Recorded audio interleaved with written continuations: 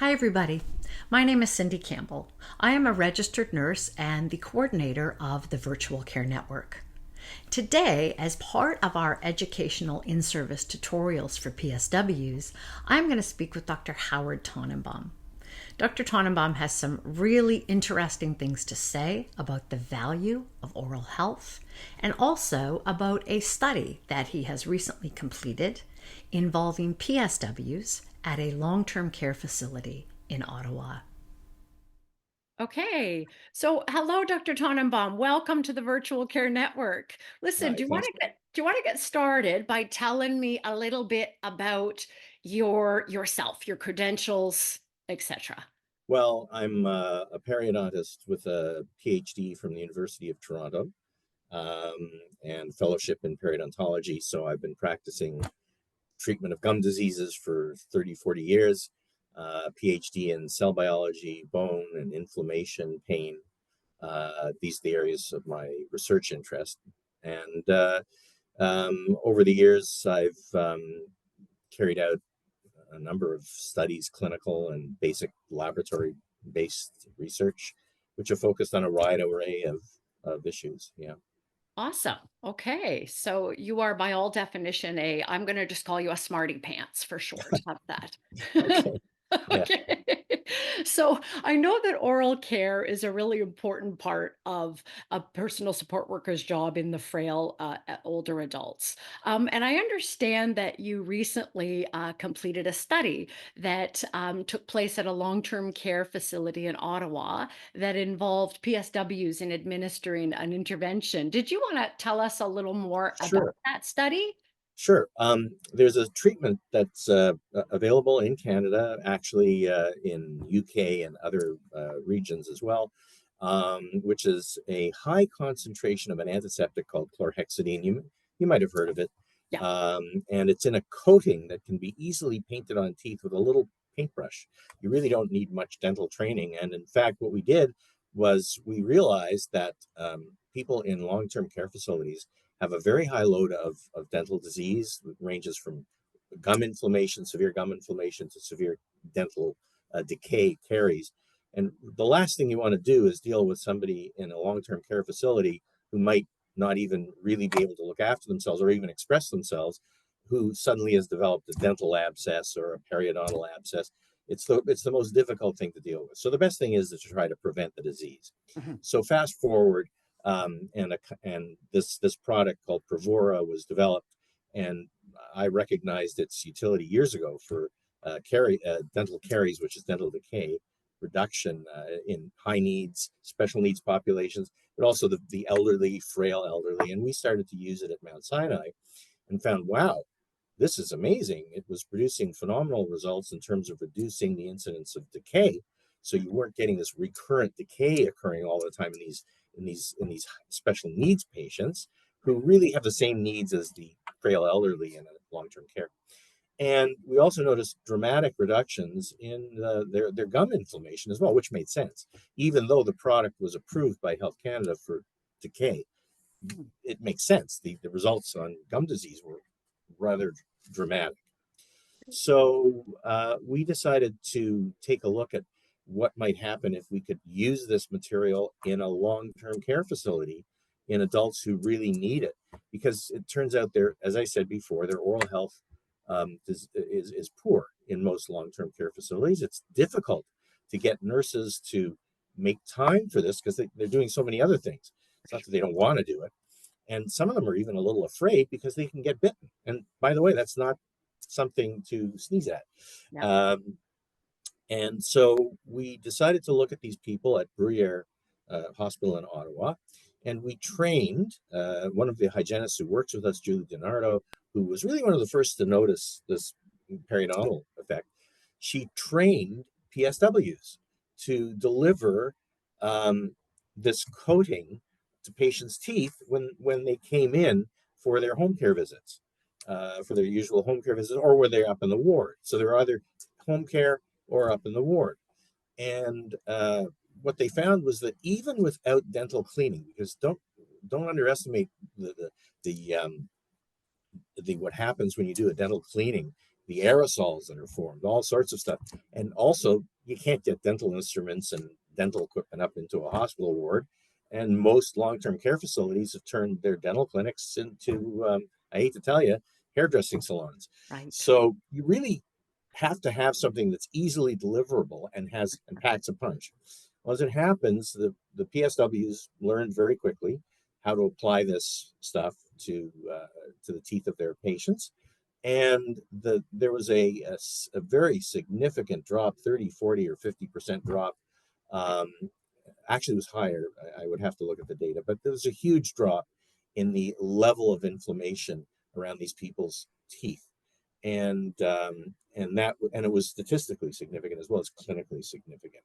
We also asked people who could respond how they liked this type of intervention. They loved it because it was so simple, Love it. and they just, and we asked them, if you weren't part of this study, would you want to continue? Oh, absolutely. So it was highly accepted. The PSWs loved it as well. It was easy to do, easy to train.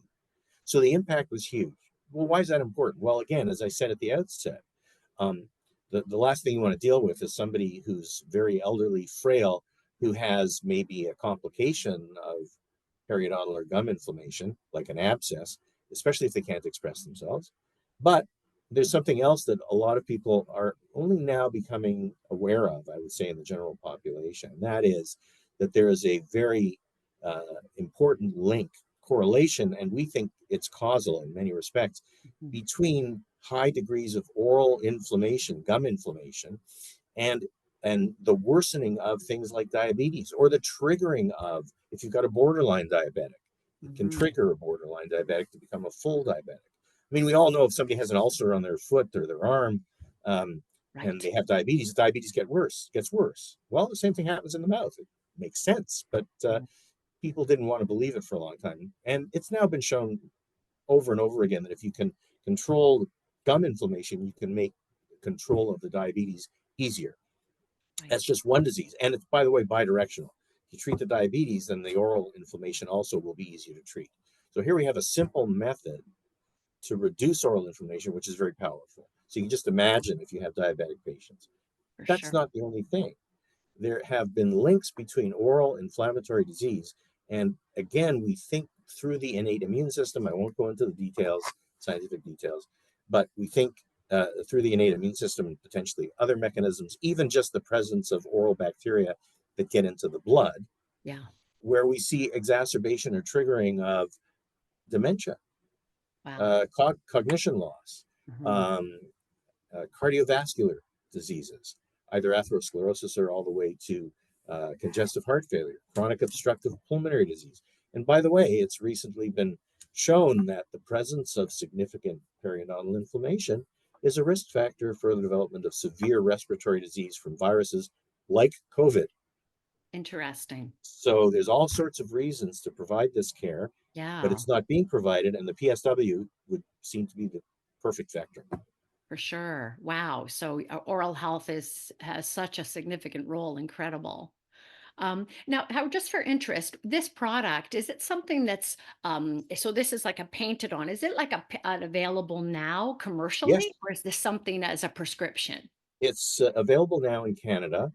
Okay. Um, it actually can be applied by dental hygienists without having a dental prescription. Okay. And as I said, in this study, now it was a study, we had the dental hygienists or hygienists train the PSWs to Yeah. do it.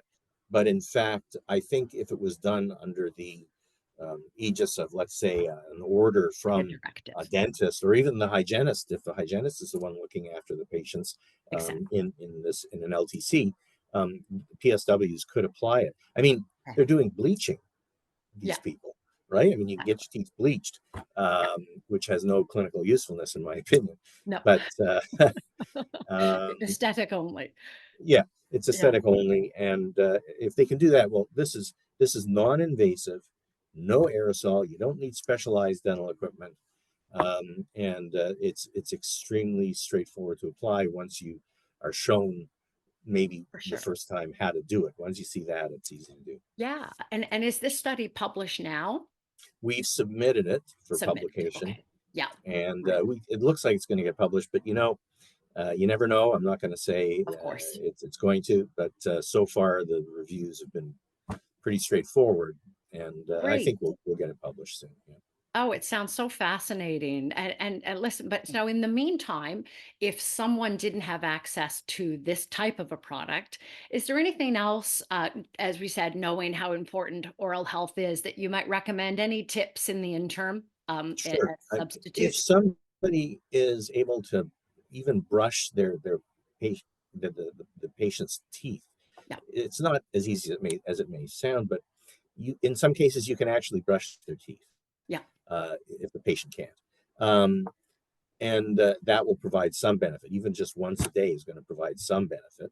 We know this because even in our study, um, we had made such a point of the link between oral and systemic health that the individuals on placebo even started to brush more and look after themselves more, okay, so they even showed some improvements even on placebo. First time I've ever seen just right, brushing with water have some effect, but not nearly as big as the effect of the chlorhexidine. So that's one thing.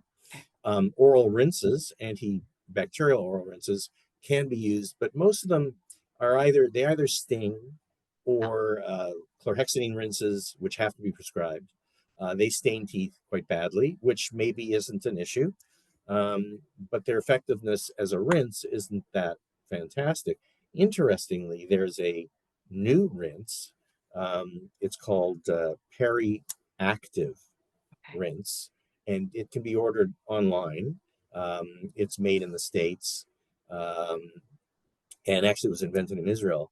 And I've been part of some clinical studies with it, and it's more of an anti-inflammatory rinse, and it's really the right, inflammation which is right. key. Of course, the bacterial accumulation is very important because, as I mentioned, bacteria getting into the bloodstream can be problematic. And this new rinse, it's very easy. It doesn't sting, it doesn't stain, Okay. and what we find is that even though if you were to test its ability to kill bacteria directly, it doesn't really seem to kill pathogenic or disease-causing bacteria very well directly. Yeah. But what it does do is it has rather significant anti-inflammatory effects. And what we're starting to realize is that an inflamed environment is Mhm. sort of just the perfect environment for proliferation and Yeah, growth of yeah. disease-causing bugs, bacteria. A breeding And so ground if you knock down the inflammation, those bacteria start to disappear. for sure. So it seems to work in that way. Okay. So that's a helpful, if Yeah, the patient can rinse. Now not all these patients can rinse, that's the thing. understandably. Now, maybe again, if a PSW can dip a brush into the rinse And and just brush the teeth with that rinse, got they it. would be providing an even better outcome Yeah, for the patient, I would think. Flossing, you're not going to be able yeah, to floss these patients. right. Excellent. Um, Yeah. yeah, and so really, you're looking at very limited So interventions, topical. some of which Yeah. though can have some good effects. The brushing with peri-active rinse might help, and now the advent of this coating, this chlorhexidine coating, Prevora. Okay. It's a game changer. Love it. That is so, and it's such important work. So thank you so, so much for sharing that. And that's going to really help a lot of people. So you've shared your I hope knowledge and so. we really appreciate it. Yeah, well, my pleasure. Okay. Thank you so much for your time, Dr. Tannenbaum. Thank you. You're welcome.